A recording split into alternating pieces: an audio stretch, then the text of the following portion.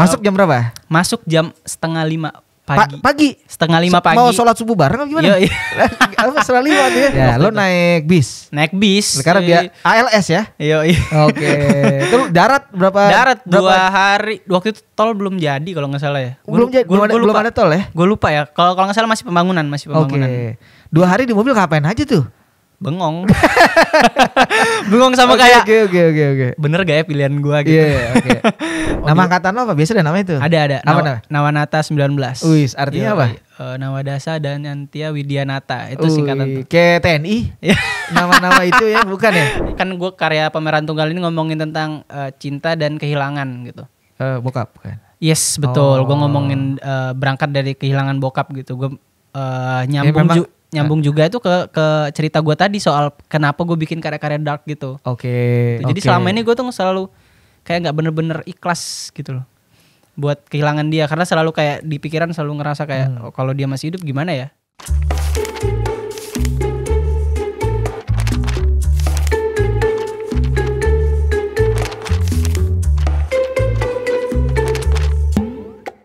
Yo, balik lagi atau is back nih, ada DPP Domi punya podcast. Terima kasih kemarin-kemarin ada respon bagus dari teman-teman.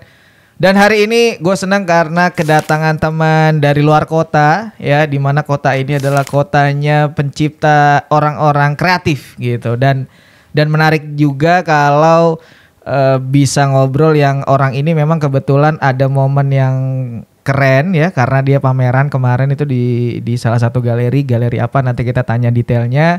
Lalu juga gue mau ceritain atau nanya nih soal progresnya dia dari kota asalnya, terus dia menuju ke kota yang tadi itu lebih rame soal industri kreatifnya. Langsung aja kita panggil Karim. Terima kasih ya Rim ya. Halo, thank you Mas Domi udah diajakin ke sini. Kita pakai bahasa apa nih? Ya bahasa apa aja dah. Melayu bisa Melayu. Palembang bisa. Oh Palembang. Berarti kamu asli? Aku asli lahir di Jakarta, cuman besarnya di Palembang, ngikut orang tua di sana gitu. Oke, terima kasih ya sebelumnya nih. Thank you. Aku juga yang makasih gitu udah diundang ke sini. Oke, kita ngobrolnya itu dari kamu beranjak dewasa dulu. Oke. Kita startnya dari tadi kamu udah ceritain lahir di Jakarta. Yoi. Lalu kamu pergi nih dari Jakarta setelah lahir. Umur 8 tahun atau 9 tahun pindah ke Palembang. Ke keluarga. Ke keluarga sebelah ibu. Oke. Di Palembang. Jadi kamu besarnya nih kayak grow up-nya di Palembang. Di Palembang, benar. Pempek tuh ya? Pempek. Apa tuh kalau saus hitamnya sebutannya apa? Cuko. Kalau sarapan pempek gitu. Jadi kadang gue ngeliatnya kayak pagi sarapannya pempek di mana itu cuka kan? Iya. Nggak apa-apa tuh perutnya ya? Aman coy. Wah gokil. Orang Sumatera aman. Iya, makan pagi, makan siang, makan malam tuh. Iya. Ketemu terus. Selain pempek apa sih sebenarnya terkenal? Banyak ya? Ya kemplang. Kemplang. Terus ada apa lagi tuh burgo, lakso. Cuman kayaknya di sini nggak terlalu ini ya.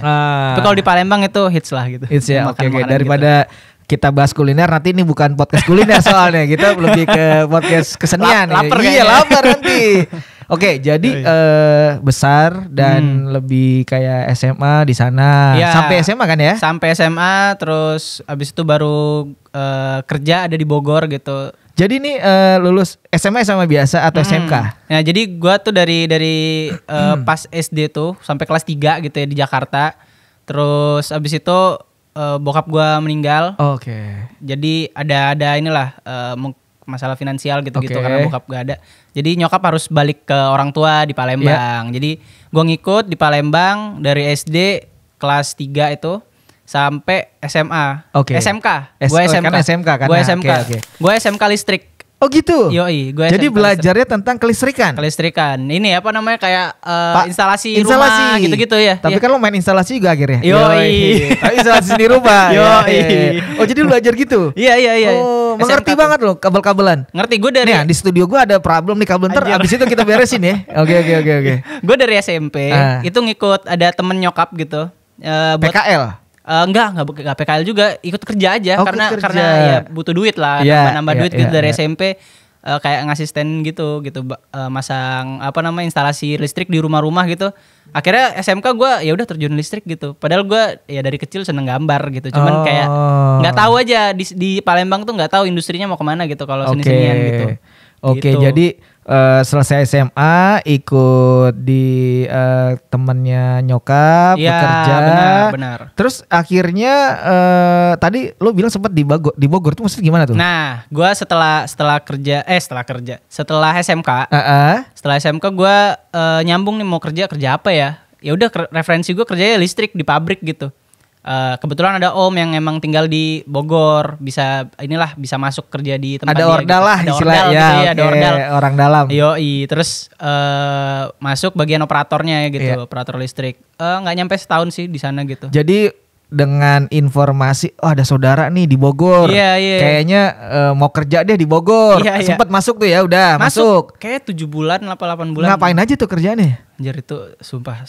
Ceritain dong, ini kan perjalanan hidup. Itu gue kerja kayak masuk jam berapa? Masuk jam 4:30 pagi. Pagi? 4:30 pagi. Mau sholat subuh bareng atau gimana? Iya. 4:30 tuh ya. Soalnya gue harus ngidupin mesin pabrik. Jadi pabriknya itu ngidupinnya pakai genset pabrik gitu. Apa nih? Pabrik sendal. Jadi gue harus ngidupin. Terkenal juga sendal ini. Dia kayak apa ya? Nerima operan dari brand-brand gitu. Vendor loh. gitu. Vendor ya, benar gitu. Oke. Terus gue masuk 4:30. Gue harus ngidupin mesinnya tuh pakai batu bara cuy. Jadi gue harus mencahin batu bara tuh. Beneran nih? Beneran. Itu di tahun berapa? 2018. Oh masih ada tuh ya pakai batu bara tuh ya? Masih ada katanya kalau kata yang orang punya pabriknya itu lebih murah untuk produksinya. Kosnya gitu. lebih. Cuman guanya tersiksa gitu. Kerja 12 jam. Ya? 4:30 pagi. Terus pulang jam berapa? Pulang jam 5-an. 5 ke 5 tuh ya? Iya benar. Wih, selama 7 bulan? Selama 7 bulan gak kuat gue, gila. Oh gak kuatnya karena? Tapi gara-gara itu gue jadi kayak kena trigger lah gitu. Kayak gue hidup buat apa sih anjir? Oke. Gara-gara itu tuh. Monoton gitu ya? Monoton 12 jam tiap hari gitu. Anjir, libur tuh Sabtu Minggu apa Minggu dong, gue lupa gitu. Berarti lo nggak ada waktu buat misalnya ada kayak mau gambar, mau pacaran, nggak ada tuh ya? Pacaran, gue kalau gambar tuh masih. Kalau Sabtu Minggu tuh gue kan 5 ketemu 5 lumayan nggak capek loh. Capek, cuman gue hiburan gue cuman gambar.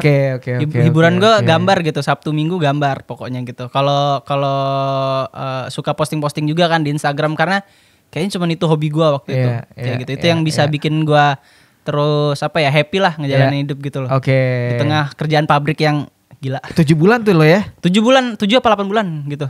Nah, selama 7 bulan itu kan kayak jadi ada rasa anjir nih hidup ngapain sih gini-gini. Itu apa sih pemicunya? Triggernya ya? Ya, triggernya apa? Jadi waktu itu 17 Agustus.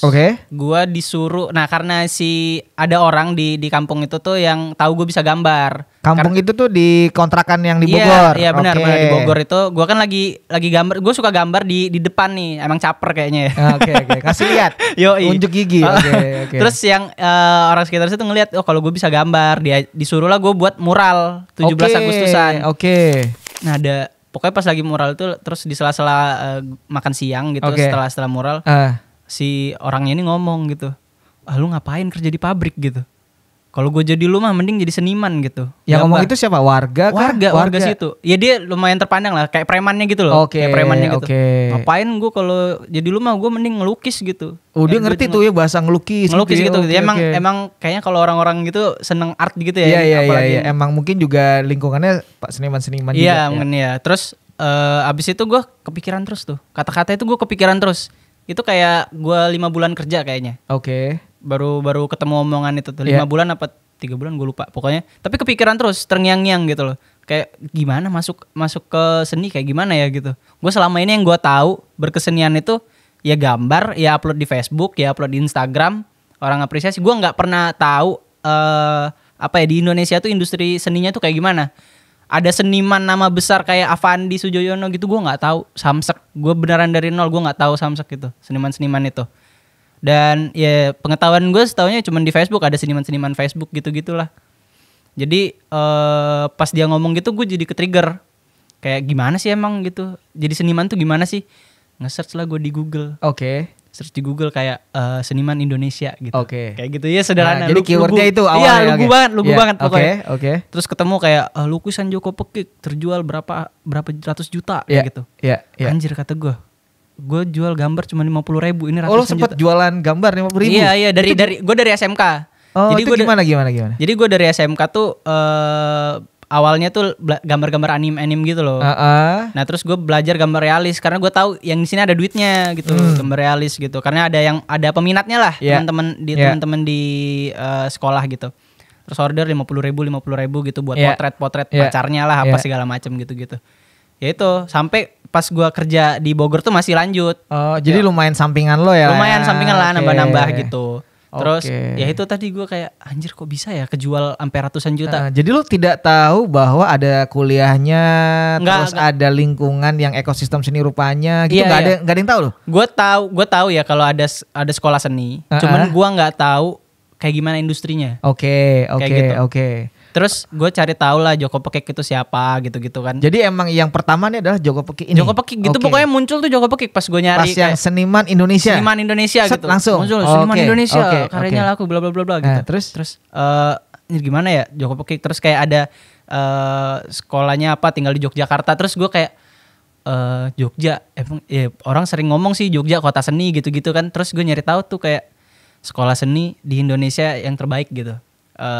Kampus seni terbaik gitu. Terus muncul tuh ada nama-namanya tuh ISI Jogja, ITB, terus ISI Surakarta, ISI Bali dan segala macamnya. Terus gue pertimbang kayak apa gue kuliah ya gitu.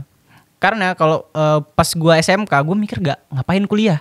Orang udah SMK gue gitu ngapain udah dapat gaji. Udah dapat gaji ngapain gue kuliah gitu kayak gitu. Terus gue mikir apa gue kuliah ya gitu. Emang cara buat masuk industri seni kayak gimana sih? Iya. Terus setelah gue pikir-pikir kayaknya lewat pendidikan ini jalur yang paling paling aman menurut gue. Pertama gue bisa ke Jogja dengan ngomong ke orang tua gue alasannya kuliah gitu. Padahal gue pengen masuk terjun di industri seninya gitu. Cuman masuknya dari situ gitu. Akhirnya gue cabut dari si pabrik ini. Pabrik ini gue cabut. Ini kayak mengundurkan diri gitu. Mengundurkan diri gitu. Tapi orangnya juga di sana support gitu sebenarnya karena ya mereka tahu di situ nggak ada masa depan nih gitu kerja di pabrik gitu kalau gue di sana terus. Jadi gue cabut terus gue balik ke Palembang dulu. Itu gue sempet jualan kayak all shop gitu loh. Waktu itu kayak zamannya tuh orang kayak all shop gitulah. Pokoknya lagi tren tuh waktu itu. Apa yang lo jual? Gue jual sepatu, jual jaket gitu-gitu buat modal gue bisa berangkat ke Jogja. Kayak gitu. Jadi ngumpul-ngumpulin lah duit dari situ selama 2-3 bulan kayaknya ya. 2-3 bulan. Sambil gue nyari ini jalur SBMPTN. Masuk isi gitu jalur. Karena masih bisa waktu itu gue tahun kedua tuh masih bisa. Kalau tahun ini yang sekarang kayaknya nggak bisa. Nggak bisa ya? Oke. Terus gue daftar pakai duit hasil itu tadi tuh jualan kaos sama itu tadi. Online shop itu terus keterima. Sekali coba keterima. Banyak yang nggak nyangka. Ngambil apa lo waktu pertama kali milih di isi? Langsung seni murni. Langsung seni murni karena referensinya dari yang tadi gue nyari di internet tadi gitu. Kampus seni apaan gitu ya. Seni murni ada DKV ada apa segala macam. Cuman gue ngelihat seni murni yang ngelukis pure gitu kan kayak gue mikirin modalnya cuy. Gue mikirin modal kayak kalau kayak ngelukis gitu kan nyicil tuh kayak lu bisa beli kanvasnya dulu, beli catnya dulu. Kalau gue DKV gue harus punya laptop, punya harus komputer alasannya gitu. Itu ya. Gitu ya. Ya udahlah sama-sama gambar juga kata gue seni murni lah gitu. Dan gue juga nggak tahu seni murni tuh kayak apa aja gitu pembagiannya segala macam. Beneran no clue banget, sumpah. Terus gue daftar, keterima. Pas keterima gue kayak anjir keterima gitu. Terus gue bingung lagi kayak duitnya dari mana gue. Lanjutannya gimana ya? Waktu lo masuk itu SPP berapa bayarnya? 2.200.000. Oke. Iya 2.200.000. Iya. Dulu gue masih 150.000. Wah gila murah banget itu. Iya. Oke, terus. Masih murah banget 150.000. Iya makanya. Satu SKS berapa waktu itu ya? 10.000 berapa? Kalau lu berarti SKS-nya ini ada ya? SKS gue. Ada SKS. Kalau sekarang mah enggak. Dipaketin ya? Iya dipaketin langsung. Kecuali kalau ngambil tugas akhir. Oke. Tugas akhir baru tuh setengahnya cuman bayar gitu. Iya. Kalau dulu paketan-paketan gitu. Terus waktu itu lo bingung kayak misalnya baru sampai Jogja terus kayak bayar gimana waktu itu? Iya gue bingung kayak ini. Emang harus nyiapin berapa dulu ya? kira-kiraan waktu lo itu? Kurang lebih kayak ya mungkin di perkiraan gue waktu itu kisaran 5 juta gue harus megang. Oke. Sedangkan gue cuma megang duit 1 juta buat berangkat sama kosan sebulan pokoknya. Iya, lo naik bis. Naik bis. Sekarang biar ALS ya? Iya. Oke. Terus darat berapa? Darat 2 hari. Waktu itu tol belum jadi kalau nggak salah ya. Belum ada tol ya? Gue lupa ya. Kalau nggak salah masih pembangunan. Oke. 2 hari di mobil ngapain aja tuh? Bengong. Bengong sama kayak Oke. bener gak ya pilihan gua gitu. Iya, oke. Terus udah nyampe Jogja, untung aja nyokap gua support ya, dia mau nyariin pinjaman lah segala macam buat bisa dapet SPP awal ini gitu. Untungnya nggak ada biaya gedung gitu nggak ada. Karena gue SBMPTN kan. Iya. Dari situ pembayaran, terus untungnya gue ada modal sebulan buat 1 bulan. Itu pas ospek ya, pas ospek. Masih ada ospek ya? Ya PKKMB namanya gitu. Oh, udah ganti. Kalau zaman lu kayaknya ospek ya. Iya. Sekarang PKKMB namanya. Oke. Nah itu gue mikir nih kayak ini sekarang lagi tren apaan ya fashion gini. Kan gue masih mikirnya mindsetnya kayak yang all shop kemarin tuh. Ini gimana cara gue nyari duit ya gitu. Iya. Orang-orang pada pakai tote bag gitu. Aku jual tote bag aja gitu. Oh, lu jualan sempet? Jual tote bag, gue tote bag di gambar-gambarin gitu. Iya. Laku-laku aja buat sehari-hari kayak gitu. Oke. Dari situ gue ngekos bisa makan tuh sehari-hari dari itu. Oke. Gitu. Nah, jadi ketika lo sampai akhirnya lo di Jogja untuk bisa belajar itu, hari-hari itu lo sudah mulai bikin project kayak misalnya tadi jualan tote bag atau ada apa lagi yang bisa untuk lo survive tuh? Survival lo gimana caranya? Nah, itu gue kan masih ada lukis potret gitu-gitu ya. Oh, lo juga? Ya itu masih kan kayak yang dulu-dulu gitu, gambar-gambar gitu masih gitu. Jadi ada sesekali masih ada teman yang mesen gitu-gitu dari Jogja guanya. Nah, sama tambah-tambahan yang tote bag tadi gitu loh. Jadi kayaknya emang karena nyokap gua ini ya pedagang ya, jadinya kayak ya nular aja gitu guanya, jadi bisa berdagang juga, nyari-nyari celah-celah di mana nih ada duit gitu. Kayak gitu. Tapi kalau berarti kita lihat dari belakang tadi si darah seni di keluarga nggak ada ya sebenarnya? Kalau dari sebelah nyokap tuh nggak ada sih sebenarnya. Semuanya pedagang. Pedagang, kakek gue penjahit gitu, kayak gitu. Ya bisnis lah ya. Bisnis ya. Nah, dan lo juga bisnis seni rupa kan sekarang? Ya. Oke. Ya, terus. Kalau dari sebelah bokap, nah itu nenek gue tuh dulu pernah di teater pernah, di film juga pernah gitu. Terus dia juga atlet juga pernah gitu ya. Orangnya kreatif lah. Iya. Nenek gue nih orangnya kreatif, walaupun bokap gue enggak gitu ya, Tapi karena mungkin pengaruh dari dia ya, pengaruh dari dia akhirnya gue kayak nurun lah mungkin ya darah seninya. Paling nggak sudut pandangnya ya, kayak gitu. Kayak itu. Kalau dari kekaryaan lo selama di Jogja itu, style awal gimana sih kalau lo pribadi nih sebenarnya? Iya. Gue kan karena berangkatnya dari potret ya, dari gambar-gambar realis potret itu ya, realis gitu. Dan ya masih awal-awal gue masih drawing, gue nggak bisa ngelukis pakai cat gitu, gue nggak bisa, karena nggak pernah nyoba sebelumnya. Jadi pas masuk kuliah tuh awal-awal ada kelas nirmana segala macam gambar, wah sketsa, anjir gue bingung banget gitu, gambar bentuk, gimana gue bikin ya, gue nggak pernah gambar on the spot. Gue nggak pernah. Kan kalau kita zaman sketsa langsung di depan gedung BI, betul. Terus di Tugu Jogja langsung di pasar Beringharjo gitu kan. Nah itu gue nggak bisa. Nggak bisa karena biasanya liatnya di HP gitu kan.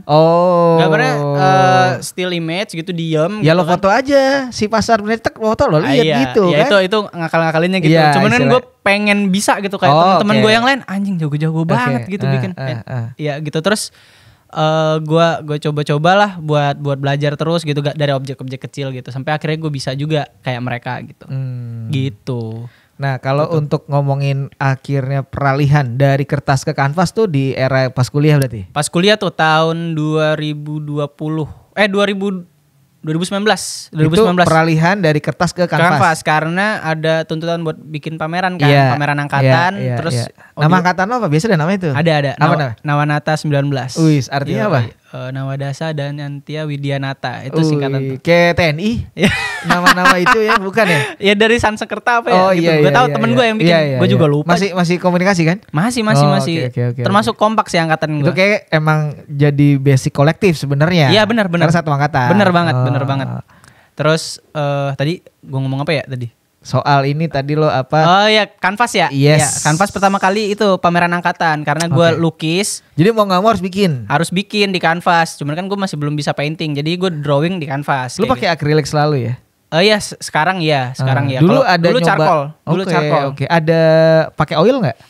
Pernah pas tugas gue nggak suka oil baunya bikin nggak nyaman buat berkarya. Kalau gue ya, gua. Jadi akrilik tuh pilihan paling oke buat gue saat ini gitu. Oke, jadi ketika ada mau pameran baru deh pindah ke kanvas dan itu jadi terus menerus nih. Iya, karena ternyata tekstur kanvas itu gue ngerasa kayak wah. Lo spanram sendiri kan? Spanram sendiri ya, terus belajar sama temen gue yang dari SMSR Padang. Pakai ganteken, gitu-gitu. Narik-narik. Iya, kan gue nggak ngerti sebelumnya. Iya. Harus bisa tuh. Iya. Dimarah-marahin sama dia. Mas segini doang lu nggak bisa, kecil doang ini 30 Iya, padahal gimana 1x2, 2x2 iya. Ya kan? Nah. Udah tuh di situ belajar material segala macam di awal-awal semester tuh ngaruh banget. Terus karya kedua tuh gue bikin drawing juga masih charcoal juga di kanvas.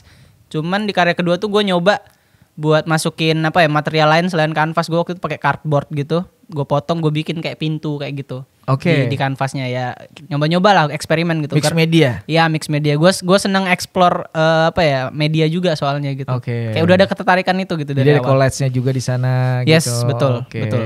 Nah, karya-karya lo yang masa-masa awal itu masih ada? Masih.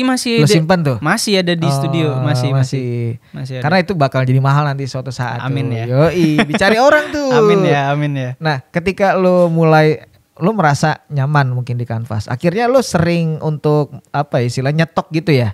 Nah, karena nyaman itu tuh karena terbiasa ya. Iya. Karena terbiasa. Terbiasa. Karena tugas kampus itu ngarusin pakai kanvas terus. Akhirnya gue terbiasa aja sama cat, sama kanvas gitu. Akhirnya, nah momen gue nyoba bikin karya berwarna. Tadinya kan pakai charcoal terus, hitam putih terus. Black and white. Ya, momen gue bikin warna itu pas COVID.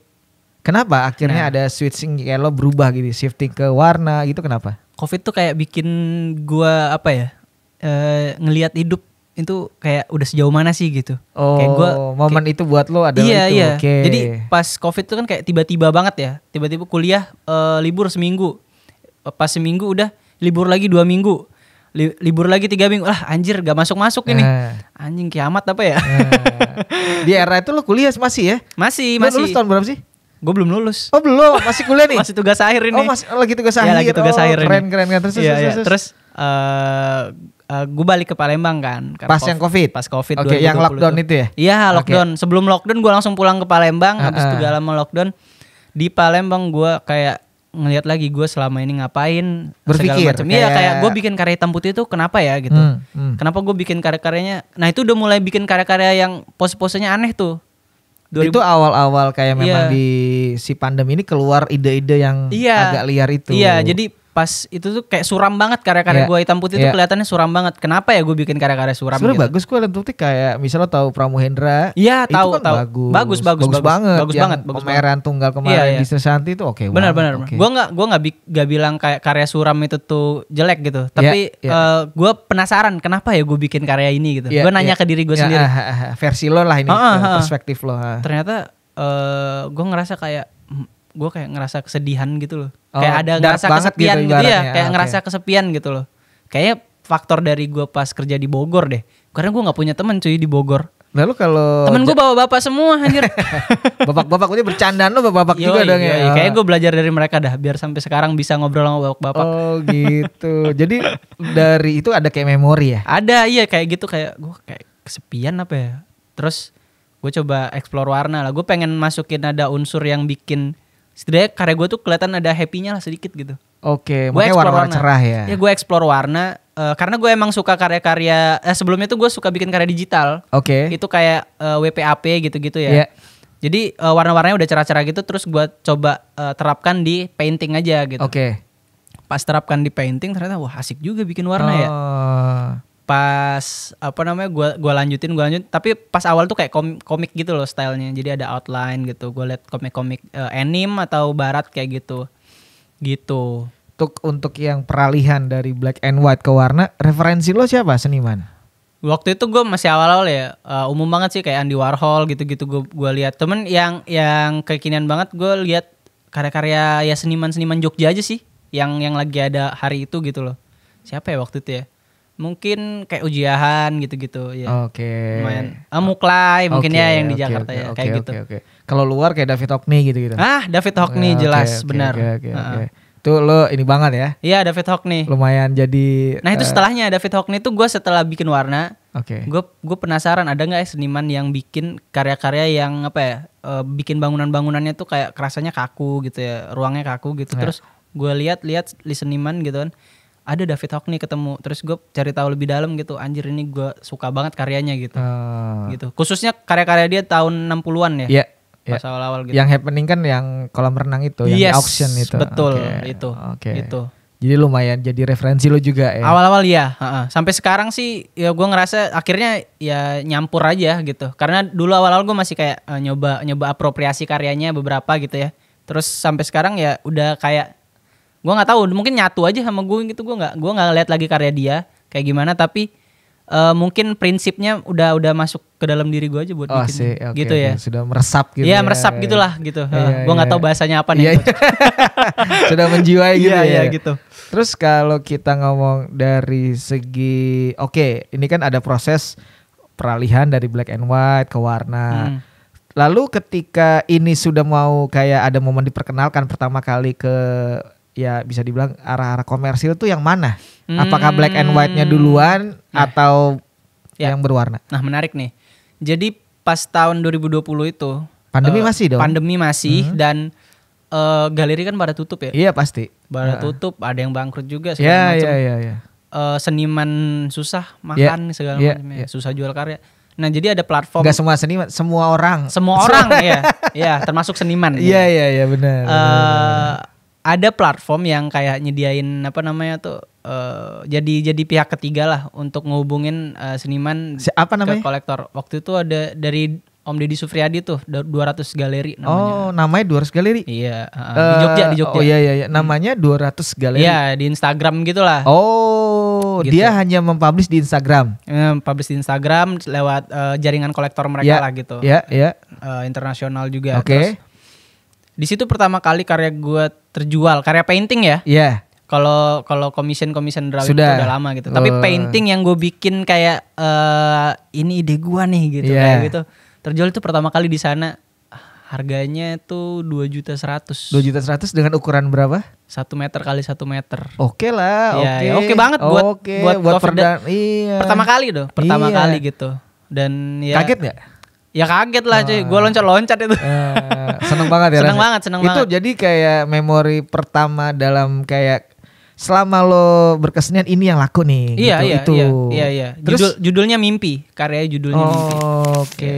Itu gue figurnya tuh ada referensi sama seniman Boston namanya Johan Barrios gitu. Oke. Gue udah izin juga sama orangnya. Gue bilang lu chatting? Gue chatting DM gitu. DM? Dibalas gak? Dibalas sama Johan Barrios. Baik juga dia? Baik. Humble banget orangnya. Gue bilang gue terinspirasi sama karya-karya lu gitu. Lu bisa bahasa Inggris? Ya gue translate gitu lah, biasa lah. Keren. Teknologi kan udah ada ya cuy. Bener. Harus biar bener kan? Iya bener. Harus caranya pokoknya set gitu. Apa aja yang penting nyampe pesannya gitu. Iya, yang penting dia ngerti apa yang kita mau. Ya gue bilang kayak gue suka karya-karya lu, gue terinspirasi gitu. Khususnya di bagian figur, gimana lu bisa jadi bikin. Jadi lu jelasin itu ya? Iya, gimana lu bisa bikin itu tuh kesannya misterius. Gue terinspirasi banget dan gue lagi bikin karya kayak gini nih gitu. Oh ya nggak apa-apa katanya. It's okay gitu. Gue suka gitu. Gue suka dia bilang gitu. Ya udah, gue terusin gitu. Gue terusin. Dan itu yang pertama kali laku gitu, karya Mimpi itu. Nah, setelah yang pertama kali si Mimpi ini laku, ke-triggers lagi dong buat nextnya terus. Iya, akhirnya kan nambah semangat gitu. Nambah semangat terus gue bikin lagi, explore lagi gitu karya-karya warna, explore warna juga gitu, explore komposisi segala macem gitu. Ya walaupun laku tuh nggak sering ya, cuman kayak ya ada lah beberapa waktu itu gitu buat ngebantu biaya kuliah juga, ngebantu beli material juga gitu sama bayar kosan gitu bisa. Karena bagaimanapun untuk kita khususnya kayak kita ngomongin yang fine art itu kan production ada harus modal costnya itu. Benar Jadi, banget.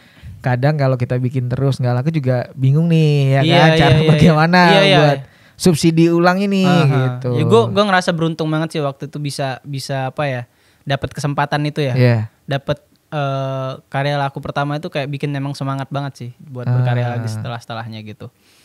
Ya gitu. Nah dari yang tadi laku itu terus ada pameran grup-grup gitu nggak? Iya dari yang offline. Kan tadi masa pandemi, setelah itu ada offline. Iya ada. Jadi pas masa-masa pandemi karena galeri tadi banyak tutup ya.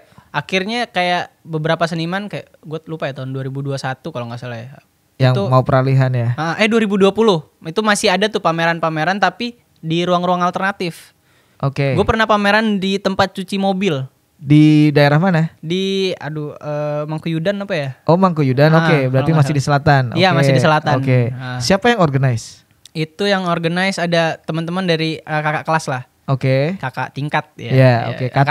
Kating angkatan 18 ada Catur sama Bosco waktu itu namanya. Oke, dan itu di tempat kayak bengkel dan cucian mobil. Iya, cucian mobil. Display di situ gitu. Iya, jadi kayak mereka tuh di belakangnya tuh ada kayak semacam tempat kayak kafe, kayak food court gitu. Ada kopi-kopian. Terus tapi ada dinding kosong tuh, Lalu pada naruh di situ berapa seniman?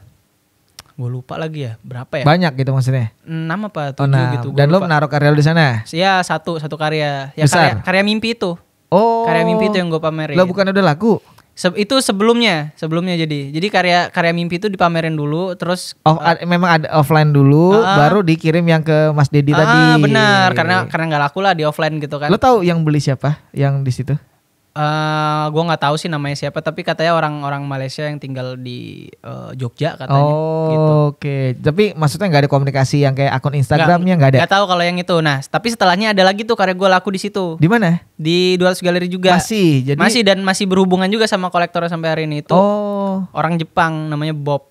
Oke, gitu. Dia asli Jepang. Dia orang Amerika cuman tinggalnya di Jepang. Oke, dan gitu. Komunikasi sampai sekarang. Masih sampai sekarang gitu. Jadi shipping ke Jepang nih karya lo? Shipping ke Jepang. Nah, itu first time juga tuh kayak keluar. Iya gitu kayak buset gitu, banyak banget ininya. Kesempatan. Iya. Banyak keajaiban sih. Banyak keajaiban gue ngerasa pas Covid itu. Jadi benar-benar yang ada nilai sisi positifnya ternyata di pas Covid ya. Benar. Iya, ada sisi positif buat gua sih. Iya, maksudnya ada beberapa orang yang ternyata juga punya ada value lebih di momen Covid gitu. Betul. Karena ya bisa jadi memang ada apa ya istilah income tambahan tuh karena ada momen lockdown, ada banyak waktu buat bikin karya, banyak waktu ya kan. Ya gue makasih banget buat Om Deddy karena udah bikin platform itu. Sampai sekarang masih ada? Gue nggak tahu sih sekarang masih ada apa enggak. Oh lo nggak pernah jual di situ lagi? Enggak. Kenapa? Waktu itu karena gue harus kayak pameran-pameran ke galeri-galeri terus kayak gak boleh yang kesebar banget karyanya gitu-gitu. Oh lah. Ada instruksi? Ada lah kayak gitu-gitu. Coba nanti gue mau tahu tuh cara galeri membuat sistem gitu. Tapi itu juga kesadaran gue secara personal juga. Maksudnya? Iya artinya kan sebenarnya ini juga buat orang teman-teman juga istilahnya jadi tahu oh ternyata memang harus begitu ya gitu. Dan lo nggak perlu menyebutkan galerinya, tapi lebih ke ketika sama galeri A ada sistem ini, ketika sama B ada gitu. Karena kan gak semua punya kesempatan yang sama kayak lo. Benar. Nah kalau yang waktu itu berarti sudah nggak ke Mas Dedi karena ada ke galeri nih. Iya ada ke galeri, ada ke di pameran Jogja. Di Jogja. Galeri di Jogja. Ya. Terus lo kayak dikontrak gitu tuh? Enggak kontrak, cuman kayak dikasih saran. Kalau misalnya ini biar karya lu tuh apa ya? Gak kesebar di banyak tempat yang gimana gitu lah. Buat naikin value sebenarnya kayak gitu. Kalau kesebar ke banyak tempat kenapa? Gue nggak tahu juga ya. Kesebar ke banyak tempatnya tuh kalau tempatnya gak apa-apa gitu katanya gitu. Ya gue nggak tahu ya penilaian orang kan. Gue juga waktu itu masih kayak emang kenapa gitu ya gitu. Gue juga masih. Tapi yang ngikut aja karena kan gue masih setahun 2 tahun gitu di seni-senian gitu. Gua jadi ada progres yang lama-lama kayak step by stepnya responnya bagus di kontak galeri, terus kayak ada kayak ya bisa dibilang ya kerjasama ya. Iya. Itu di galeri di Jogja itu akhirnya memanage dirimu atau gimana? Enggak. Gue belum pernah kayak manage sama galeri gitu. Cuman ada kayak by project aja sama kayak berhubungan baik aja. Hanya grup show gitu ya? Iya, grup show gitu-gitu. Nah itu berarti kalau grup show di mana kemarin waktu yang era peralihan ke Mas Dedi yang lumayan akhirnya laku lagi gitu? Iya. Itu gue, tapi setelah dari situ gue nggak banyak laku karya. Oke. Justru gue harus kerja akhirnya. Kerja apa? Gue sempat jadi artisan juga. Boleh disebut nggak? Ya kalau nggak apa-apa, nggak apa-apa. Gue sempat bantuin Mas Boy juga. Oke. Gue sempat bantuin Mas Boy buat apa namanya? Oh sempat bantu Mas Boy. Iya buat di apa namanya produksi karyanya lah gitu sama teman-teman juga gitu. Di sana gue juga belajar juga sama dia karena gue kerja gue pengen belajar gitu, pengen belajar kayak gimana dia manage apa namanya tuh orang-orangnya gitu loh. Terus gimana dia memperlakukan kolektor, galeri gitu-gitu. Jadi mempelajari manajemennya. Yes, betul. Karena itu nggak dapat di kampus kan. Jadi gue butuhin itu dari luar gitu. Itu tujuannya sih buat kerja juga sekalian itu. Berapa lama di Boy Management? Aduh, lupa gue 3 apa 4 bulan ya. Bentar gue. Oke, tapi menyerap banyak. Nyerap banyak gitu, gue ngerasa cukup gitu, yaudah gitu. Oke. Soalnya waktu itu gue juga COVID kan NFT meledak ya. Yes. Nah gue sempat main NFT juga. Kita kan ketemu di situ ya. Iya. Dan laris juga ya? Ya alhamdulillah ya. Ternyata pas NFT itu meledak tahun 2021 ya. 2021. Terus gue nyobain Tezos waktu itu ya. Yes. Yoi. Lagi panas tuh marketnya Tezos di Indonesia kan, gue join tuh. Mas Domi juga yang jadi hostnya biasanya di apa Clubhouse ya. Clubhouse. Itu terus gue sering denger tuh. Gue belum kenal secara personal, cuman kayak wah ini Mas Domi gitu, influencer. Ini nih gitu. Nah, gue penyiar radio sebenarnya. Influencer NFT nih gitu, gue dengerin sama Mbak Deti juga. Gitu. Mas Rudi. Yes. Banyak teman-teman Jogja juga banyak banget. Yoi, nah dari situ kayak gue tahu kabar ada kayak gatheringnya gitu, gue samperin lah gitu, gue tahu mereka. Ya itu masa-masa NFT gue mulai naik di Tezos, terus gue coba koin-koin lain kayak gitu. Masih ya karena kayaknya insting gue buat nyari duit itu ya dari keluarga tadi. Jiwanya jiwa dari bisnis itu ya? Jiwa bisnis sudah ada, darahnya darah bisnis ya. Iya kayaknya ya kayak wah kalau lapar nih gue harus nyari di mana nih lubang duit nih kayak gitu kayaknya. Jadi segala lini dicoba dimasukin gitu ya. Iya. Walaupun emang secara apa ya ketertarikan buat eksplorasi karya tuh emang ada, emang jelas gitu loh. Gue emang suka explore kayak blockchain tuh gue penasaran kayak apa sih blockchain gitu, NFT apaan sih anjir. Gue cuma penasaran di situ. Ternyata ada duitnya, emang kayak kebetulan aja rasanya. Iya. Kayak 200 galeri tadi juga kayak kebetulan aja gitu. Oke, jadi kalau misalnya kita ngomong berarti lo juga selalu melihat celah ya. Iya. Dan masih berhubungan seni rupa sebenarnya ya. NFT masih. Betul, ya kan? betul. NFT. Lo jual tote bag itu kan gambar juga. Benar, masih ada apa ya yang ya on track gitu. Ya, yang gue suka gitu. Benar. Dari situ terus ya NFT oke gitu. Gue sampai yang pameran NFT juga bikin pertama kali, enggak pertama, yang kedua ya, karena keburu yang di Bali apa ya? Iya di Ketamsi, benar. Ketemu Mas Domi juga di situ kan sama Mbak Intan itu. Iya itu. Sampai terlibat di sana, itu kesempatan yang nggak bisa gue dapet kalau gue fokusnya di seni rupa doang. Oke. Kayaknya itu karena apa ya, ketertarikan gue soal eksplorasi tadi gitu, akhirnya mempertemukan gue sama orang-orang ini aja gitu. Ya lo juga adaptif lah. Maksudnya bagaimana ada happening ini lo adaptasi, ikut serta. Karena ada beberapa mungkin teman-teman Jogja yang dia paham, dia tahu, tapi mungkin kayak nggak coba gitu. Benar. Ada banyak pemikiran ABCD banyak lah gitu. Ya kan pasti lo ngerasain lah di Jogja kan. Karena waktu itu lagi kita bahas obrolan soal NFT aja ada pro kontra banyak. Iya kayak ya kan, MLM gitu rasanya. Nah lo misalnya sebagai orang Jogja waktu itu kan ngerasain tuh momen itu gitu kan. Iya gue kayak teman lo sendiri pasti ngerasain kan? Iya maksudnya gue kan ngerasa nih ini ada duitnya nih gitu. Teman-teman yang lain lagi kesusahan kan bisa, oh ya lu ada karya kan, cobain aja ini, aja. Cuman rasanya kayak gue kayak MLM karena mereka juga kayak ragu-ragu, kayak takut-takut juga. Karena gitu. Memang kita tidak bisa megang. Iya, benar. Itu kan tidak seperti halnya kalau lo tadi bilang bikin sketsa wajah. Benar. Ada tote bag misalnya, itu ada barangnya. Ada barangnya. Ini NFT kan enggak ada. Enggak ada. Emang ada yang mau beli gitu kan kayak gitu. Dan bisa dibilang kelihatan kayak model ini bener atau enggak karena tidak ada wujudnya. Benar. Duitnya juga nggak bisa dipegang kan? Iya. Kecuali kita udah ada transfer nih, baru tuh koinnya kan gitu. Iya sebenarnya banyak orang yang kayak bingungnya tuh di persoalan kayak sistemnya gitu. Ini kayak gimana sih gitu, buat daftarnya segala macam kayak gitu-gitu. Iya, karena kita harus punya dompetnya, terus kita punya harus koinnya gitu. Memang itu perlu ada effort untuk kita belajar. Benar, itu awal-awal tuh problemnya itu tuh. Ya sebenarnya Clubhouse itu adalah membantu karena itu ada ruangan atau room yang kita ngebahas tentang how to-nya. Yes, kayak kita betul. belajar, Betul. bikin dompet, kukainya gimana Iya. kan kayak gitu. Makanya Iya kalau kan gue dengerin di situ kan. nah itu room gue sama Mbak Deti tuh ngobrolnya tuh kokobel itu. Jadi mencoba mengajak orang untuk ayo gitu nih bisa gitu. Karena waktu itu kan eranya stuck. Kita mau ngapa-ngapain juga nggak bisa. Iya gitu. jadi ya ini gitu ruangnya. Ya, gitu. lumayan. Benar. Kalau boleh tahu di era yang si NFT lo dapat apa penghasilannya? Maksudnya lo apakah dapat iPad? Karena banyak teman-teman yang akhirnya merasakan. Iya. Gitu kan? Dan itu dipakai untuk jadi toolsnya lagi gitu. Gue ngerasa secara finansial ya pas NFT itu emang gila. Gue kayak anjir gue baru ini megang duit segini gitu. Itu lo berarti lumayan besar ya? lumayan gede kayak. Berapa tuh kalau boleh tahu? Ya kalau diakumulasiin semua karya gitu ya. Enggak yang memang akhirnya terbukti bahwa lo ada sales di karya lo NFT itu berapa sih? Karena ada teman kita sampai bikin rumah juga ada. Oh, oke. Dalam wujud ini ya. Akhirnya dirupiahkan lalu dijadikan uang yang memang IDR gitu. Kalau gue kalau sampai bangun rumah mah enggak ya. Cuman bangun kos-kosan.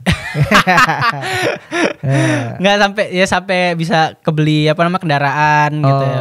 Terus roda 4. Ya roda 2 lah. Roda 2 oke. Oke lah. Kebeli iPad gitu. Teman-teman Pak langsung jadi, lu bisa ya gitu. Mereka kaget dong teman-teman. Ya kaget cuman kayak ya kadang kalau seniman ya kayak gue nggak ngerasa nyaman di situ gitu. Jadi yang teman-teman kayak nggak mau ikut juga gitu. Nggak mau ikut nyobain NFT-nya gitu loh. Kadang ngerasa nggak passionate di situ gitu loh. Jadi ada rasa kayak gue mau tetap di seni rupa fisik aja iya, gitu. Seni daratan. Yoi. Gitu banyak ya? Banyak yang kayak gitu. Gue entah apa emang karena mereka malas buat belajarnya atau emang tadi tidak terbiasa kali ya, karena gitu. Teknologi. Benar. Tapi sebenarnya kalau ada rasa ingin itu bisa sebenarnya. Iya. Kayak misalnya waktu ada Pak Teguh tuh itu dari nol. Pak Teguh, ya, dari benar. nol untuk bisa ikutan. Akhirnya juga ada salesnya gitu bagus gitu. Benar. Ya itu lebih keinginan sih sebenarnya. Rasanya si person itu. Kayak gue karena pressure ya kayak anjir gue gak ada duit ini Iya, gitu. karena lo biasa banget nyari duit ya. Iya karena tiba-tiba stuck gak ada duit karena gue kuliah juga biaya sendiri gitu. Lo ada beasiswa kan di ISI tuh? Nggak ada. Maksudnya di ISI ada beasiswa. Ada kan? Ada, tapi gue nggak. Kalau nilai lo bagus bisa loh. Iya, gue dulu sempet ngambil beasiswa beberapa juga tuh. Ada kayak gitu. Iya. Anjir gue. Karena gue merasa, lumayan nih, ya ikut aja ya kan. Gue tuh nggak tahu ya, gak ada informasi atau karena lu potong COVID. Sering-sering main ke Atmawa makanya. Kalau kagak main lo gak bakal tahu ke Atmawa tuh. Iya, deketin orang birokrasinya. Iya, ordal lagi. cerdas. Gitu. Oke, terus kalau ngomong ke karya lo berarti dari fase yang tadi laku, terus lu tapi sebelumnya ada solo exhibition gak? Atau pameran tunggal ada gak? Nggak, sebelumnya pas masa-masa itu nggak ada. Di Jogja nih belum pernah gue bikin solo exhibition di Jogja. Selalu kayak pamerannya bikin bareng-bareng sama teman-teman. Ini gitu. pun sebenarnya masih grup show ya yang kita mau ngomongin nanti nih yang pameran lo kemarin pembukaan tuh. Itu solo show. Itu solo show pertama gue. Itu pertama. Iya, Oke. Nanti boleh tuh kita ceritain deh kalau boleh. nanti kita bisa agak kemana-mana karena itu lebih ada core tetap di cerita lo ya. Nah itu kita berangkat dari kemarin lu baru opening. Yes, betul. Ya, itu solo show ya. Tanggal 31 Agustus. Itu adalah pengalaman di mana akhirnya lu presentasi karya pameran tunggal. Yes. Berapa karya? Gue buat karya pameran tunggal gue bikin 9 karya. 9 karya. Paling kecil berapa size-nya? Paling kecil 119 kali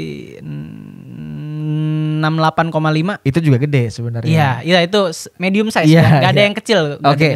Yang paling gede? Yang paling gede 140 kali 140. Wah, oke. Ya, gimana itu caranya kok jadi pameran tunggal? Bisa cerita nggak akhirnya kayak gimana tuh proses kok bisa jadi lo tunggal? Jadi pas tahun 2023 itu COVID lagi. Iya COVID udah mulai reda. Udah reda, udah jauh 2023 mah. Tahun lalu kan? Iya. Iya orang udah kampanye orang-orang tuh ya kan. Terus gua NFT-an udah mulai gak terlalu rame lagi juga. Karena udah mulai banyak yang aktif di real life-nya. Iya. Akhirnya nih bisa lagi nih berkarya pameran lagi gitu. Akhirnya gua mau nyoba aktif lagi berkarya buat karya fisik gitu ya. Terus waktu itu ada UOB UOB Painting of the Year. Ikutan loh? Ikutan yang ke-13 ya. Tahun 2023 gue ikutan, gue masuk finalis. Ke Jakarta. Oke. Jakarta. Berapa finalis waktu itu? 50-an apa ya? Lu salah satunya. Gue salah satunya. 30-an apa 50-an gue lupa.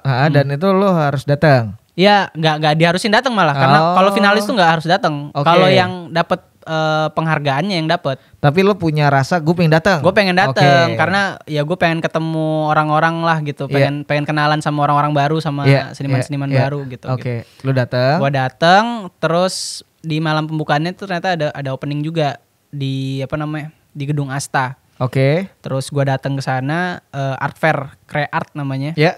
Ketemu sama ada galeri baru, namanya Sewu 1. Oke. Ketemu sama ownernya juga, Mas Rehan gitu.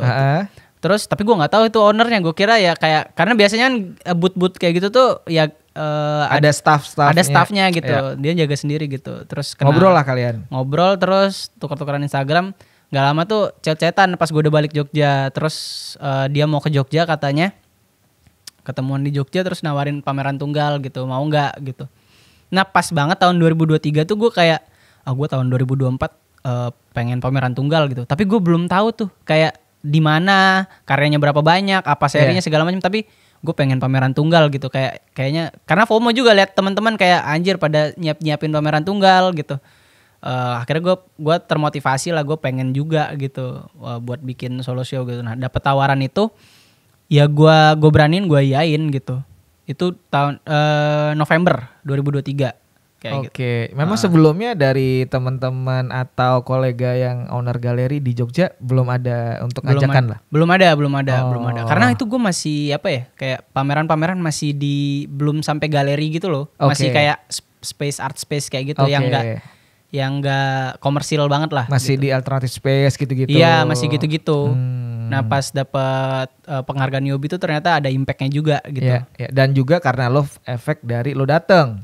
Benar. Kalau lo nggak datang nggak terjadi nih. Benar sih. Iya kan? Iya sih. Iya. Emang semesta tuh begitu tuh. Lo harus datang tuh. Iya karena ya balik lagi ya. Maksudnya ada istilah kan rezeki itu sudah ada yang ngatur. Benar. Bukan berarti kita juga tidur doang. Bukan kayak udah ada yang ngatur slow aja tidurnya. Nggak gitu juga caranya bro. Gitu lo harus kenal orang. Lo bisa datang ke misalnya ada komunitas ngobrol kayak gitu. Lo kan dari basic ngobrol. Iya benar. Kenalan terus tukeran sosial media. Benar. Terjadilah ini. Benar. Kalau cuman follow-followan di sosial media doang nggak ketemu, gue kayaknya kayak susah juga gitu. Susah. Memang harus ngobrol dan itu kayaknya lebih enak intimate sih sebenarnya kayak face to face kayak gitu. Lebih enak kan detail kenalannya kan. Ya tapi itu kayak insting natural aja sih, gue pengen dateng gitu. Gue ngerasa penting buat datang gitu buat dan juga lo waktu itu merasa kan emang belajar. Iya mau benar. Ketemu, lihat gitu kan. Karena kalau balik lagi ke awal tadi, gue masuk isi itu bukan buat kuliahnya. Gue masuk ke gimana ekosistem seninya gitu. Gue mau ke Jakarta buat tahu ekosistemnya gimana di Jakarta gitu. Lu kalau pas yang ke Jakarta acara-acara kemarin itu nginep di mana? Ya macem-macem, rumah teman kan banyak ya di Jakarta. Anak-anak isi yang di Jakarta kan banyak ya. Itu memang selalu gue mau ke Jakarta nih gitu. Iya, gue numpang tempat lu dulu ya. Iya.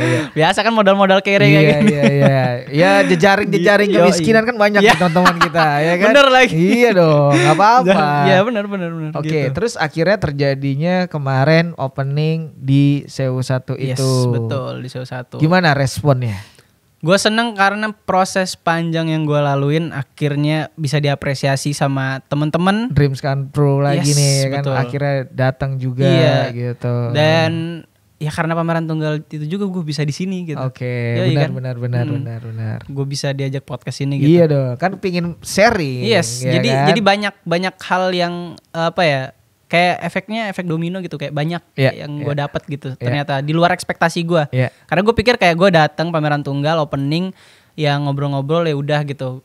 Gue tuh sering dengar kayak orang habis pameran tunggal atau habis show besar kayak gitu dia ngerasa kosong gitu loh. Ada gitu ya? Ada kan kalau gue denger cerita orang dia. Lu dengernya gimana emang? Ya kayak lu pernah gak sih kayak abis show besar gitu? Khususnya gue suka nontonin podcast kayak stand up comedian gitu-gitu kan, kayak gue habis solo tour show gitu-gitu gue kosong gitu, ngerasa kayak kosong dompetnya atau kosong apa nih? Bukan kosong perasaannya. Karena maksudnya bisa jadi relate.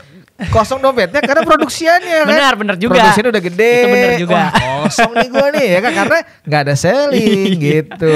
Maksud Lu gua- kalau pameran tunggal nggak ada yang beli juga kosong Ya, juga tuh. nangis juga Wah tuh. kosong nih. Apa nih bro? Rekening bro gitu. Oke. Ya itu gue kayak apa gue bakal ngerasain yang sama gitu. Jadi ekspektasi gue kayak gitu loh. Apa gue bakal ngerasa perasaan gue bakal kosong gitu setelahnya. Tapi ternyata di luar ekspektasi gue seneng, gue happy banget ketemu teman-teman baru, ketemu kolektor, ketemu galeris gitu ya, banyak orang gitu.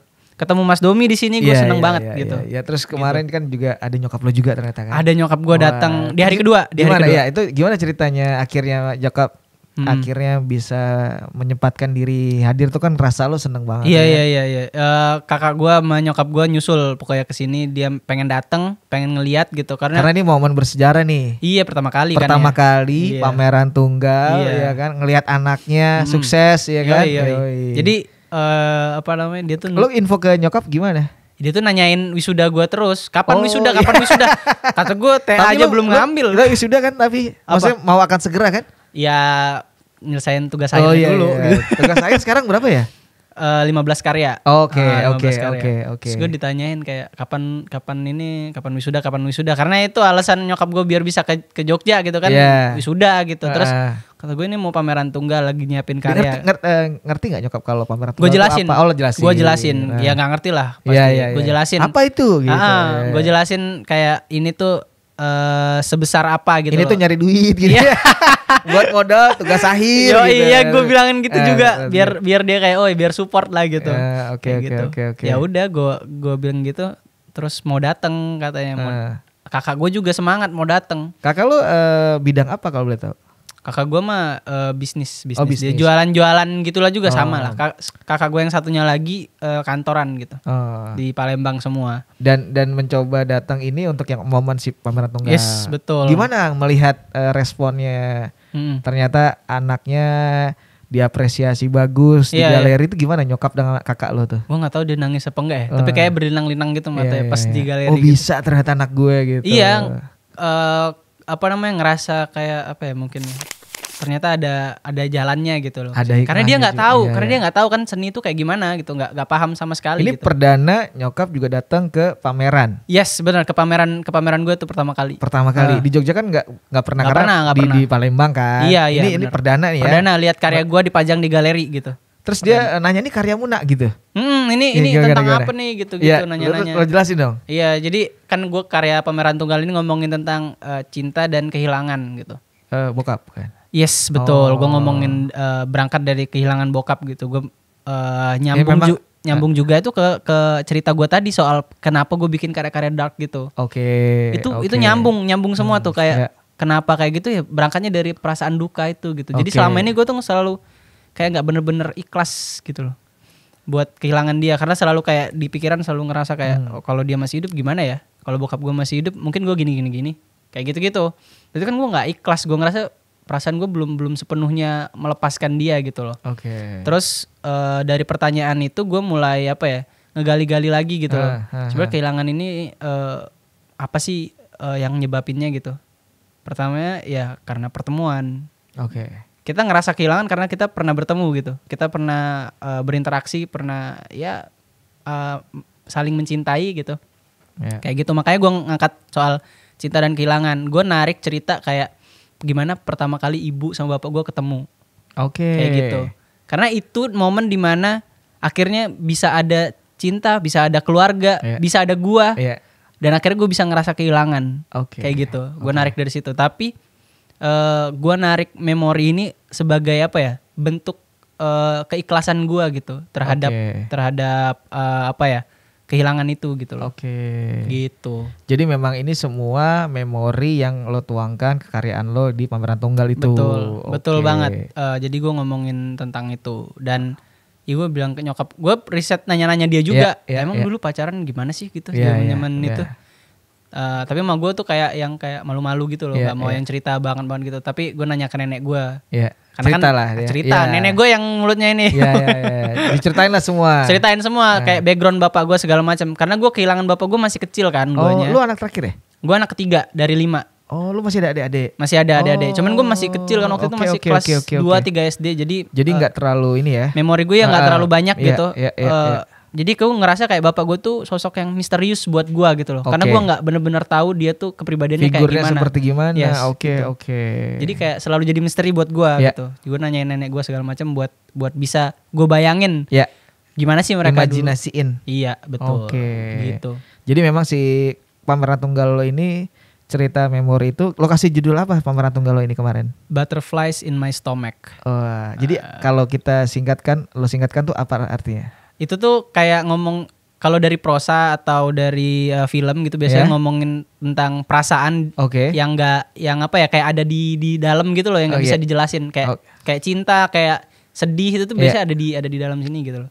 Kayak dalam perut gitu loh. Iya. Makanya ada butterfly-nya itu. Iya, butterflies in my stomach itu istilah. Gitu. Itu ada kurasi? Iya, dari galerinya sendiri. Maksudnya nggak ada writernya atau kurator nggak ada ya? Writernya ya Mas Rehan itu sendiri. Mas Rehan sendiri. Oke. Gitu. Terus nyokap di saat lihat pameran di galeri itu bertanya nggak, ini laku apa gimana nak gitu nggak? Gimana? Nanya sih. Gimana? Gue soalnya penasaran tuh dengan. Gue tuh inget podcastnya Jumaldi Alfi sama Putut Tuh Jumaldi Alfi ngomong kalau saya nggak mau lagi waktu itu saya pernah ngirim duit plug gitu gede gitu kan, terus ke rumah nyokapnya terus dia bilang, wah banyak banget duitnya gini, jadi pelukis berarti banyak nih duitnya gitu kan. Terus abis itu dia tahu harga karyanya Pak Alfi ini berapa, nyokapnya ke rumah terus ngitungin gitu, ini kalau segini karyanya dapat 10 juta gitu. Gue udah bayangin itu kayak gue nggak boleh ngasih tahu nyokap gue. Tapi nyokap nanyain makanya, tapi gue bilang kayak nggak tahu, itu tanya galerisnya aja. Jadi emang lo sengaja nggak ngasih tahu? Gue nggak ngasih tahu. Tapi nggak apa-apa lah, buat info lah. Ya gue kasih kisaran doang kayak gitu. Ya dan kalau ada duit gue langsung kirim aja sebenarnya gitu.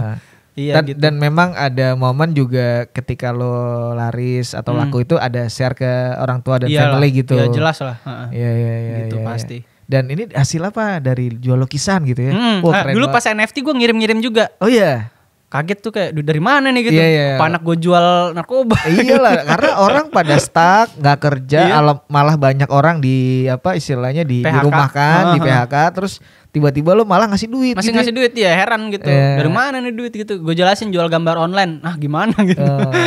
Tapi lama-lama udah mulai paham ya? Lama-lama udah mulai paham sekarang. Apalagi udah lihat pamerannya, udah lihat gimana respon orang gitu kan pas ke galeri gitu-gitu. Oke. Gitu. Jadi seneng ya nyokap ya? Seneng banget sih.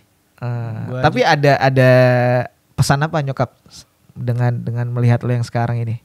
Atau ada kritikan apa? Dia pokoknya ngomong yang penting gue tetap jadi diri gue, jangan sombong gitu, tetap humble terus pokoknya gitu. Dan itu juga pesan dari beberapa kolektor dan segala macam, dan ya jadi seniman tuh harus humble gitu. Biasanya kalau ada omong itu lo memang once akan jadi besar tuh lo. Amin ya. Iya, amin. Iya, jangan lupa lah sama gue lah ya. Lo masih megang nomor gue kan? Masih lah. Siap. Iyalah, tuh kalau listrik gue bunyi di rumah kan gue ngontak siapa lagi ya kan. Betul. Rem bisa kali ngorangin gitu. Bisa kali, ya. Token gitu. Oke. Jadi kalau lo sendiri sebenarnya udah memilih jalan hidup lo seni rupa. Ya gue ngerasa gue nyaman di sini dibanding kerja di pabrik dulu ya. Jauh dong. Jauh. Gue ngerasa enjoy banget, dan itu terbukti kalau gue enjoy di sini gue bisa ngasilin juga gitu. Ya gue tuh pokoknya pas yang berhenti kerja tuh mikir kayak gue hidup buat apa sih? Gue pengen bahagia gitu. Dan di seni gue ngerasa gue bahagia gitu. Karena bahkan nggak ada duitnya dulu pun gue bahagia bikinnya. Gue senang bikinnya gitu loh. Karena memang basic, karena seneng dulu ya. Iya benar gitu. Ya kalau orang bilang kayak passion dulu apa segala macam. Ya gimana, gue senangnya gini gitu ya. Iya. Mau duit ya rezeki aja gitu, dapat aja gitu. Gue yakin kayak Tuhan tuh pasti nggak pernah ngasih kita kesulitan di luar kemampuan kita sendiri gitu. Ada suratnya tuh ya. Yoi. Tahu lu suratnya? Gue nggak tahu. Tapi gue sering dengar ceramah gitu. Iya. Tapi gue yakin ya pasti nggak mungkin lah kita dikasih kesulitan yang lebih itu. Betul. Gitu.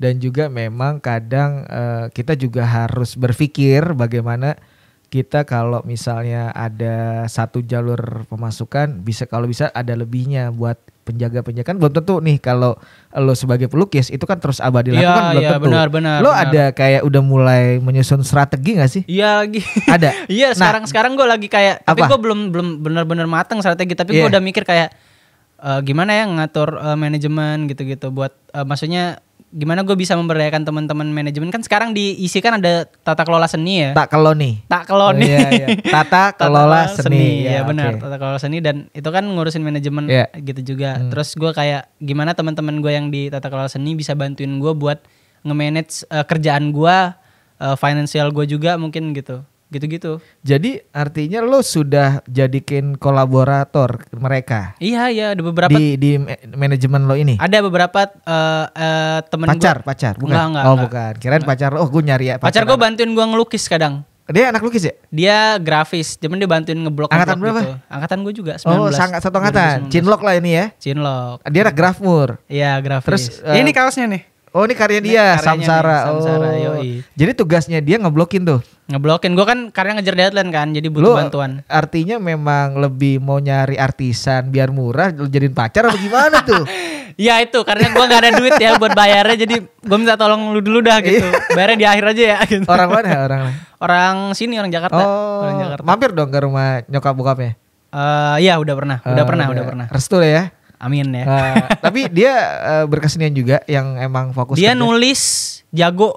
Dia nulis jago nulis. Kenapa nggak nulis di tulisan pameran lo kemarin juga gue pikiran gitu, cuman kayak hektik banget jadinya. Ya kan dia bantuin gue ngelukis juga. Oh iya. Udah bantuin ngelukis, bantuin nulis juga banyak banget. Iya, tapi kan kalau bagus lebih oke dong. Gue ngerasa dia lebih jago nulis gitu. Oh, dia bukan anak-anak tata kelola seni, tapi dia suka nulis.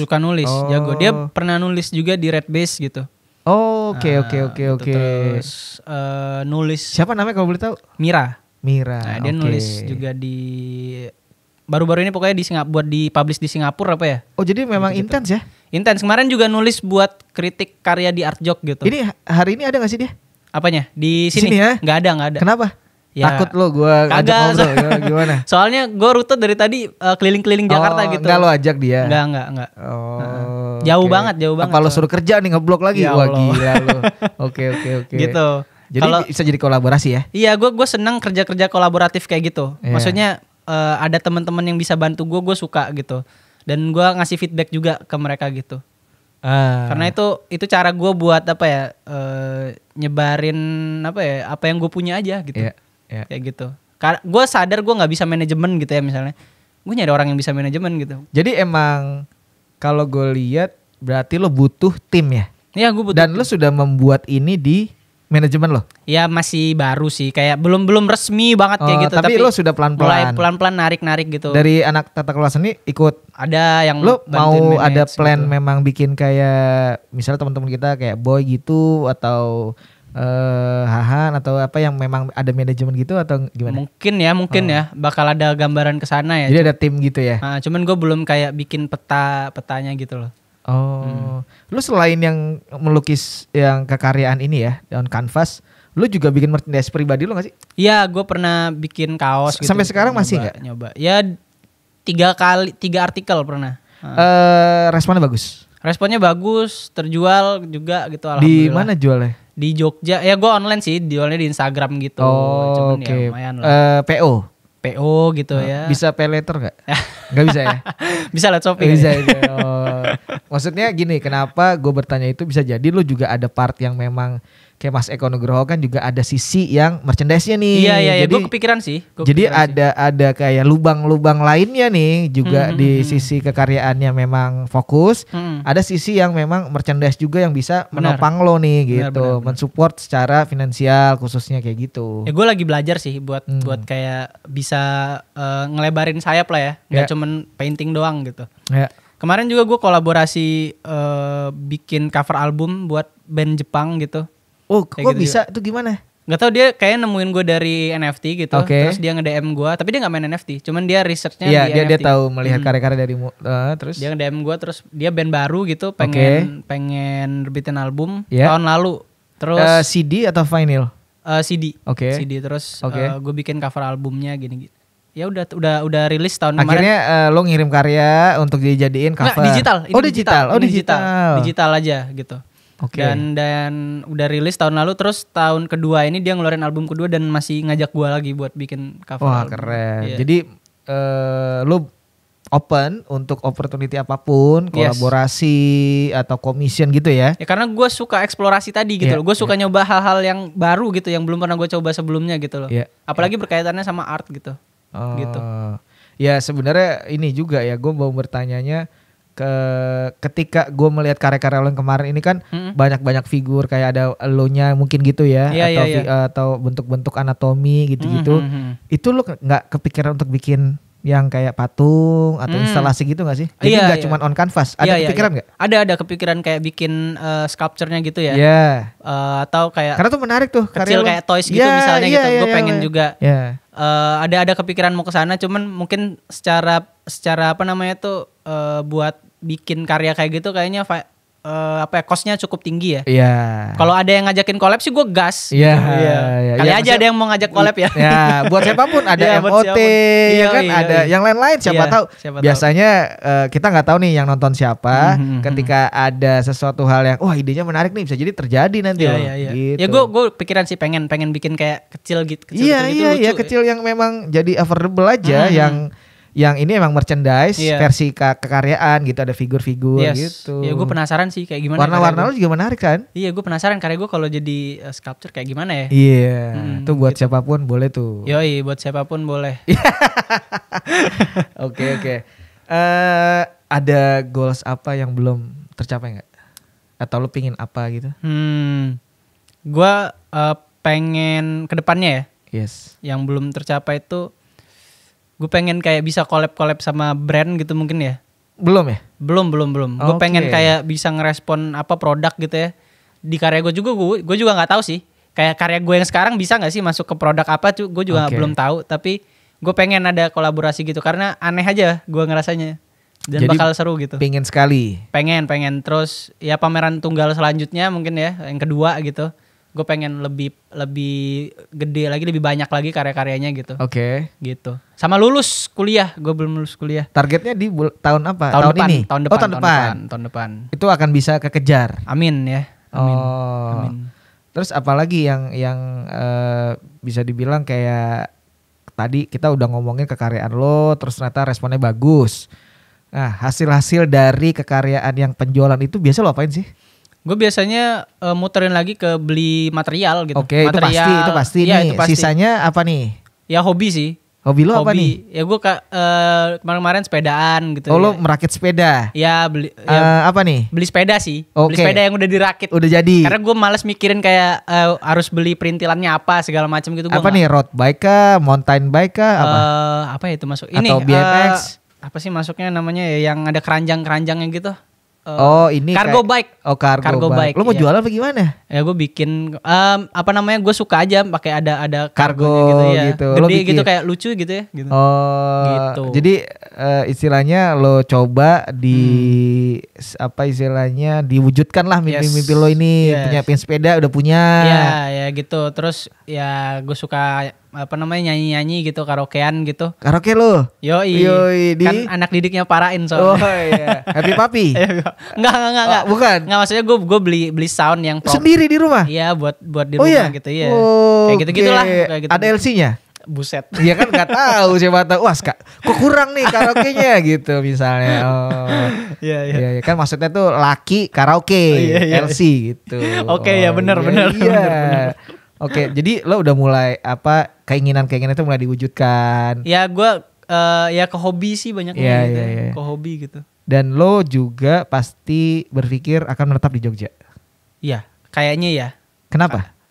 Karena ya teman-teman gue di sana semua sih, gue ngerasa kayak mereka juga jadi support system gue juga buat berkarya. Gue kalau untuk berkarya ya, kayak proses bikin pameran karya di pameran tunggal kemarin aja. Itu gue bikin 9 karya monoton ya, maksudnya sama semua kan. Dan itu pertama kali gue bikin langsung dalam skala banyak gitu loh. Itu monoton banget kerjanya, dan gue butuh hiburan lah ya, atau butuh insight dari sharing gitu. Ya main ke rumah temen gitu, ke temen gitu. Bisa kayak tuker-tukeran ide. Betul. Apa gitu. Lo mungkin nggak kalau misalnya lo pindah ke Palembang ya, ke keluarga, dekat lebih keluarga lo, tapi terus melakukan ekosistem ini, seni rupa ini, mungkin nggak sih? Nggak sih kayak. Nggak bisa, karena di rumah tuh terlalu nyaman mungkin ya. Oh nyaman, Terlalu makan nyaman tinggal makan Iya ya. kayak gitu. Oh. Kayak gitu. Terus banyak distraksinya lah. Tiba-tiba nyokap beliin gas gitu. Oh. Ya kan susah kita lagi. Lo jawab dong, oke gas gitu dong. Oke gas. Iya gitu. Ya kan disuruh nyokap harus mau lah, Iya. ya kan. Nah, oke gas. Oke gitu. gas. Oh gitu. Jadi lo merasa Jogja lah pilihan tepat. Ya sejauh ini iya gitu. Iya, Nggak tahu ya nanti ke depannya apa gue bakal pindah ke Jakarta gitu ya. Oh, Atau lu ada Bandung, keinginan? Mungkin. Dan lo bisa istilahnya no problem dengan hal itu, bisa pun kayak gue pindah ke Bandung lo kemana nggak masalah gitu ya. Iya yang penting gue bisa kayak tetap keep in touch sama teman-teman gitu. Oh, karena itu yang jadi stimulan lo untuk Iya, bisa ide-ide segarnya. Bener. Oke. Gitu. Ini biasanya nih kalau kayak ngobrol gini tuh, wah kalau nggak direm parah nih, panjang nih. Gua pastinya kayak lupa waktu gitu. Iya. Cuman kadang di YouTube ada batasan ya kan. Yoi. Gitu.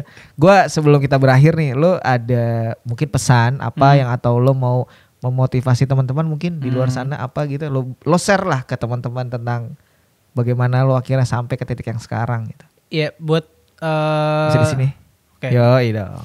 Buat teman-teman yang sekarang lagi struggle berkarya, mungkin ya lagi nyoba-nyoba buat bikin, masih kesulitan buat jual karya, gue cuman mau ngomong kayak ya udah lu bikin aja terus, berkarya terus, percaya sama apa yang lu lakuin, gue yakin bakal ketemu juga sama orang yang sama-sama suka karya lu gitu sih. Itu aja. Udah sama promoin dong yang pameran lo. Oh iya benar, pameran gue masih buka sampai tanggal 20 September di Sewu 1 Galeri di gedung Wisma GH.